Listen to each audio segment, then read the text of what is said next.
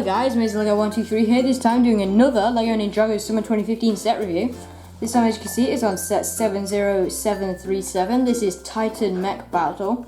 As you can see, it includes Zane, Jay, Nia, Ghoultar and Bansha, and it also does include a Skreemer. So there is the front of the box, and then there you can see that on the back this does include Aero Blade number 1, the ice one, and then we can see all of the features of the set. So now let's go ahead and take a look at the set. And here it all is, and we'll start by taking a look at the instructions first of all. Here they are. As you can see, we do get 2 instruction books. In the first one there are no advertisements, it is just the build. And in the second one we've got the win with Lloyd on the back, and then we've got the piece count, advertisement for the Shadow of Ronin. We've got the Air Jitsu advertisements, and then the Air Jitsu again there. Then we've got an advertisement for all of the sets. I have reviewed all of these except Chain Cycle Ambush. And then there you can see we have got the poster and the features of the set. And then more of the build. So that's it for the instructions. Now let's take a look at the minifigures. And here they are. From left to right we have Skreemer, Ghoultar, Bansha, Nia, Jay and Zane. So we'll start off with Skreemer. As you can see, he is the same Skreemer from all of them. And he is the one with the screaming face. And he does just have 2 mint green katanas there. And he can fly about and possess people. So if we just possess Jay here, as you can see, there is what he looks like on a minifigure. So that is basically it for Skreemer. On to Ghoultar. As you can see, he has got the tail there. And then he does have the purple Sensei Wu hat. This really nice scythe build, which is pretty cool.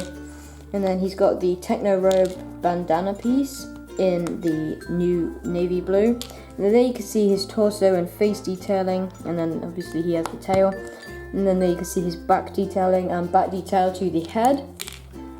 So that is it for Ghoultar, and then there is just a quick look at him from the back with the armor piece on. Next up we have got Bansha. Now this version of Bansha is exclusive to this set because she does have those exclusive legs there. And then there you can see she's got this nice blade there because she is Blade Master Bansha, of course. And you can take this head mask off, and then it is of course the one with that piece, the little translucent green on the back, which looks epic. And then there you can see her torso detailing and her face detailing. And then there you can see her back detailing, which is again really nice. So that is it for Bansha. Now moving on to the good guys. As you can see, this is Samurai X, aka Nia, and this is the one that does come in the Ninja DBX and the City of Sticks, so there is nothing new or exclusive here. Obviously, she's got the helmet there, and then she's got 2 silver katanas in the back. There you can see her first face, torso and leg detailing, and there you can see her second face, which definitely does look like Nia, unlike the face we get in Final Flight Destiny's Bounty. And then there you can see her back detailing. So that is it for Nia. Now moving on to the 2 ninja of the set, and with Jay we have again seen before, this is in his deep stone armor. He does have this obsidian nunchucks here, which isn't the same obsidian nunchucks we get in the game. It's the Shadow of Ronin, because the handles on this one are obsidian, whereas in the game it is the chain that is made of obsidian. Anyway, it's still nice to get those. And there you can see his torso and leg detailing, and there's his face, which hasn't changed since 2011. And then as for his back detailing, you can see a bit of it under the armor piece, but there it is. So that is it for Deep Stone Armor J. And then it's, at the moment, currently exclusive to this set until the Temple of Air Jitsu comes out.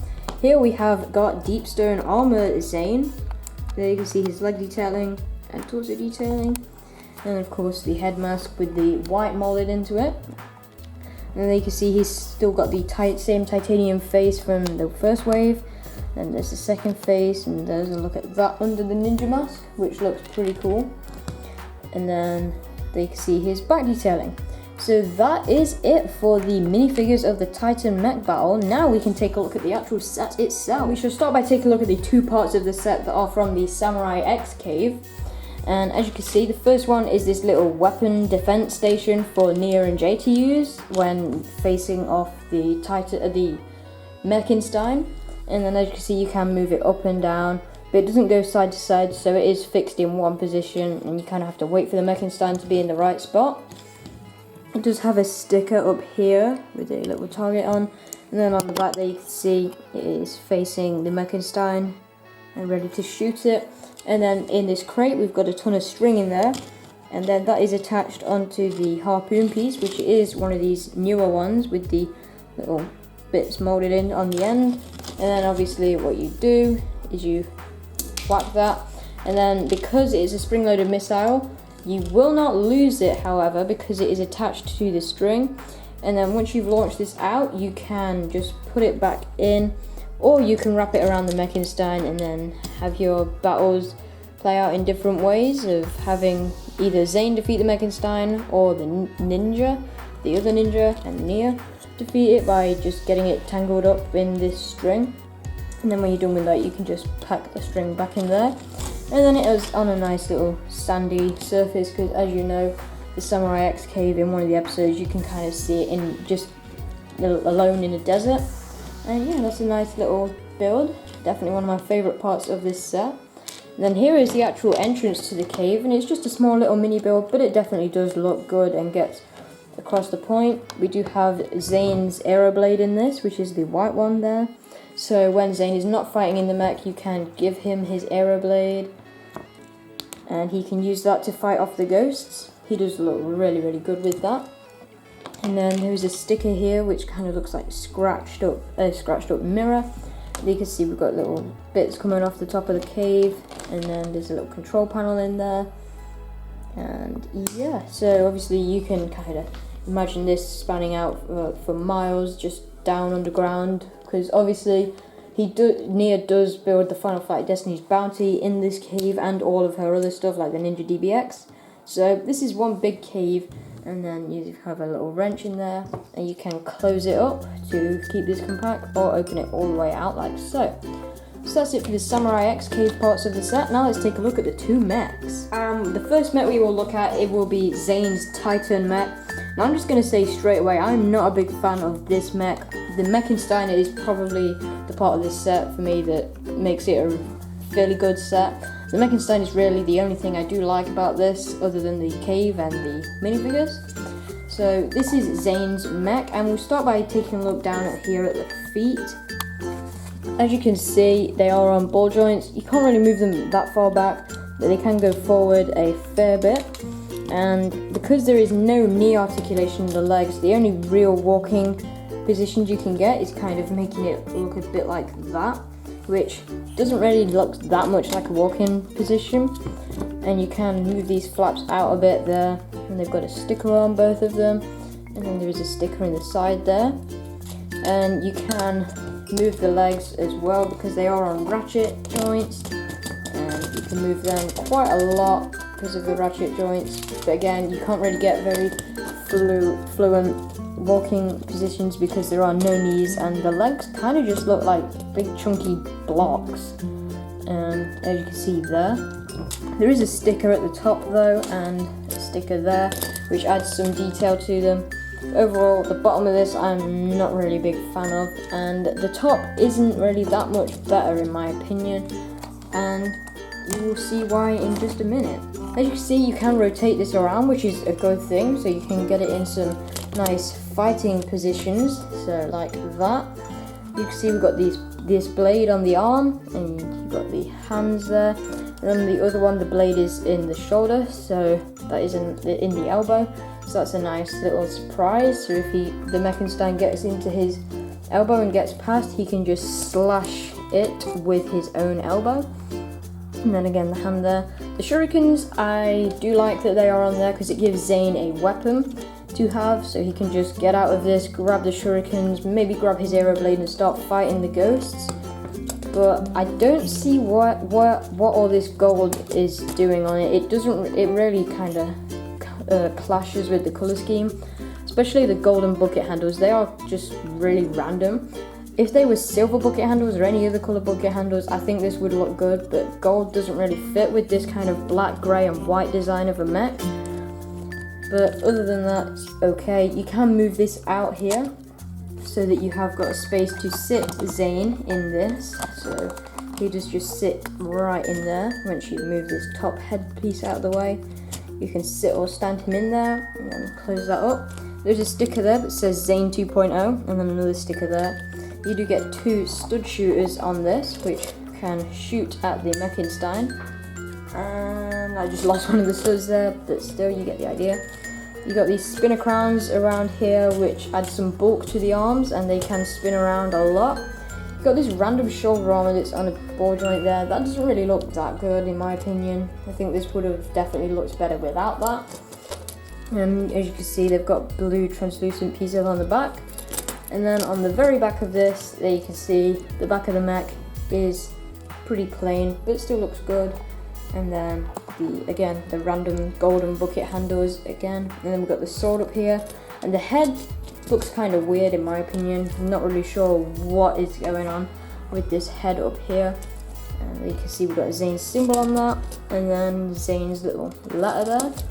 But that's it for Zane's mech. Overall an okay little thing. It doesn't really stand that much of a chance against the Mech-enstein, but it's still really small and would be pretty stealthy. So that's a good thing, I guess, and will allow Zane to stealth around the Mech-enstein and get it. Other than that, that's it for Zane's mech. So now let's take a look at the Mech-enstein. And here is the Mech-enstein itself, which in my opinion is the star of this set. So again, just like with Zane's titanium mech, we'll start by taking a look down here at the feet. As you can see, these are really nice designed here. And as you can see, they are also on ball joints. They can't move back further than that because of this piece here, but I'm sure you can do some customization to move that out of the way. I mean, it wouldn't be too hard. You only have to rip this back bit off. Saying that. As soon as I say it's not going to be very hard, it takes forever. You only have to rip that back bit off and then put this back on to be able to get the feet to move behind, like so. So it's not really that much of an issue. So if I just fix this back up here, like so.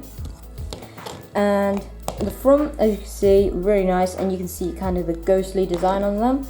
And then we've got these pieces at the front which can move down, which is pretty cool as well. And the legs, again, are on ratchet joints, just like with the titanium mech. But as you can see, these legs do look a lot better and are a lot more bulky and do look really nice. You've got these Hero Factory armor add-on pieces on them. And then as we move up, you can see we've got these kind of gears on them. And then there is a look from the back. Again, really nice design on these legs. And then as you can see, you can rotate the body around on this one, and there is more armor on this mech as well. We've got these 2 pieces which do have stickers on them, and as you can see there, we've got stickers on that as well. And then you do kind of have to move those up to be able to turn this around, but it doesn't really matter. It's not that much of a con. And trying to get this to stand up is probably the worst part of this because of the legs, the feet not being able to move backwards. Got this piece which does move up and down, which again you sometimes have to, it does just move by itself though when you spin the body around, so that does the work for you. And moving up into the middle of this, near where the cockpit is, as you can see, we have got the first 2 arms, and if I just move the other 2 out of the way, you can see they connect right inside the body there. Then if you move these 2 little spider legs down, you can put in Bansha there. You lift up the top, which I'll show you in a minute, and then move her weapon out of the way. You can have Bansha in there, and then move these back in, like so. And then there you can see Bansha is nice and securely in there. And then you can close up the lid on the top, which does have these bat wings on it. And a spider on there, you can move that up and down, and then of course this opens up. And then on the back you can see we've got these jets on the back, these little rockets which do resemble the Samurai X's mech on that, which is really good because this is of course Samurai X's mech just possessed by the ghosts. And then you can see we've got the flag up there, which is double-sided, 2 stickers on that, and it is a really nice design as well. And then for the lower arms, as you can see, we do get 3 fingers on these. So we've got 2 at the top and 1 at the bottom. And then we've got this little green blade in it, and there is a sticker with some kind of bandages there. So So that is really good. And again, same on the other side. So really nice arms on that. And then moving on to the upper arms. As you can see, they have a lot more design into them and are a lot more bulky. They have the same connection point, only it's right above there, and they have the same upper arm piece. And then the lower arm is a really nice little build, which I'll just take this one off so you can see it there. They've got 3 fingers on each hand, and then one little claw, thumb kind of thing. And then the same blade is there, and overall really nice design for the upper arms. And that is really cool, and I definitely like that this mech has got 4 arms. Definitely gives Zane a challenge. And then just like with Nia's mech, with the Samurai X mech, we have got these train pieces on the front, and then there is a sticker on those, like so, right there. So that is it for the Mech-enstein. Overall, a really nice mech. Definitely one of my favourite mechs from Ninjago. But as for Zane's mech, as you can see, it doesn't really stand much of a chance. And just looking at the two together, the Mech-enstein looks like a really nice design mech. And then Zane's mech, it doesn't look that good. And you can see the legs, even when you do move them out like that to have him stood more, like say he's got knees bent, it's still, the legs just look like big chunks.